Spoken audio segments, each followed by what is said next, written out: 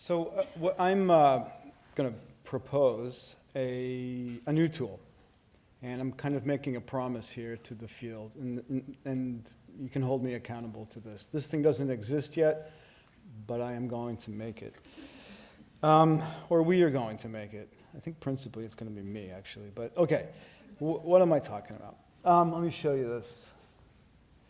Damon just showed you the contents of this, but I wanted to give you a sense of it as an object, something that you can interact with. So we're going to interact with this sample book and give you a chance to sort of experience it. So this is our, if you come to the lab, you're going to see this book. We pull this out all the time. And this is kind of our microcosm of, the universe of papers. It's every paper surface that Gevaert produced in this given year, which is about 1935 or so. These books were really crucial to communicate the visual and physical properties of a manufacturer's papers for a given year. And it really, they had tremendous influence on artistic practice. And so we thought, hey, we have a lot of papers. Why don't we make a similar book? And so this is something that we're proposing. And this is the table of contents. We've selected the papers that are going to be in this book that we're going to make. And we've divided it up by eras. So number one, we're going 1900, 1925. And we've got, 3 papers in this bin.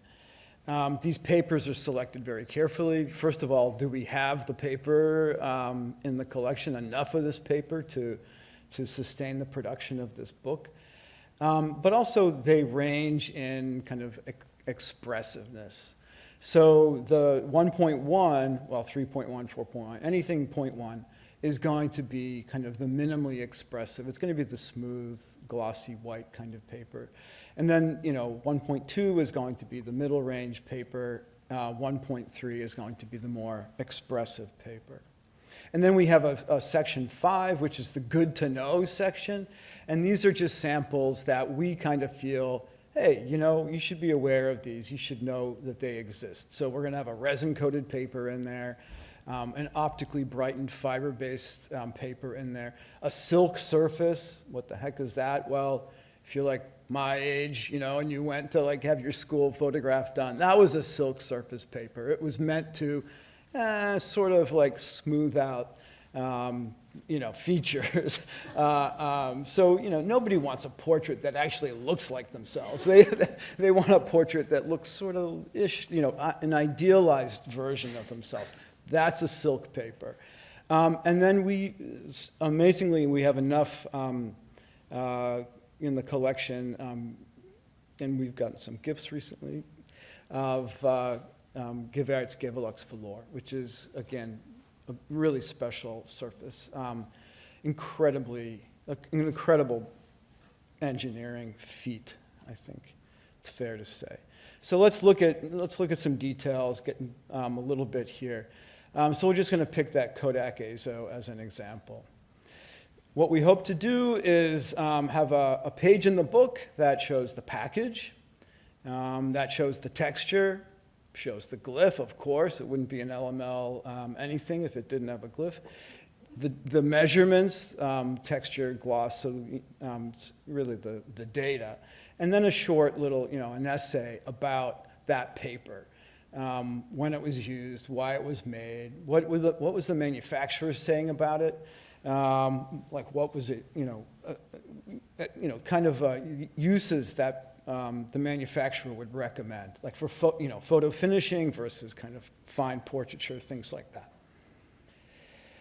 And then this is the papers themselves. So in the back of the book, maybe it's the front. We haven't figured that out yet. We're going to have these little squares printed on the diagonal. And this is, what I'm going to be working on. So in each of these little imaginary pouches here, we'll have 3 samples, except for the good to know, which is going to be, I think, what did I say, 4 or 5 samples. this is kind of, that printing is kind of inspired by this DuPont sample book that I truly love. This is from the 60s, and there's a lot of reasons I love this. First is, it's kind of like the Novex thing. It's kind of a weird, quirky thing. Like, who wears a tie in the darkroom? Has that ever been done before, ever? This is reading very narc to me, you know. But if we open it up, here are the samples in this incredible sort of minimalist black and white configuration. I mean, it's just so stark and severe, but actually really very cool. And so, you know, we've done some prototyping. This is us. This is me, actually, in the dark room after printing a bunch of samples. And I think it's, you know, I think we can make about 150 of these books. Primarily, they're going to be for collecting institutions. And the reason that we're making them ultimately is to give people an opportunity to, when they're talking about a print, and they don't want to measure everything, and maybe they can't measure everything, they have like this physical baseline, and they can say, it's a 3.1.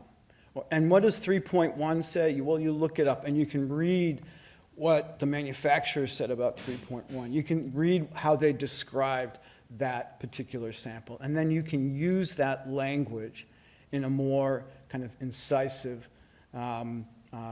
maybe a little more accurate kind of way when you're describing a print in a collection. I'm hoping to have this work done by the fall, and I'm hoping to have these available, and everybody in this room will get an email when they're ready. And you can hold me to that. Thank you.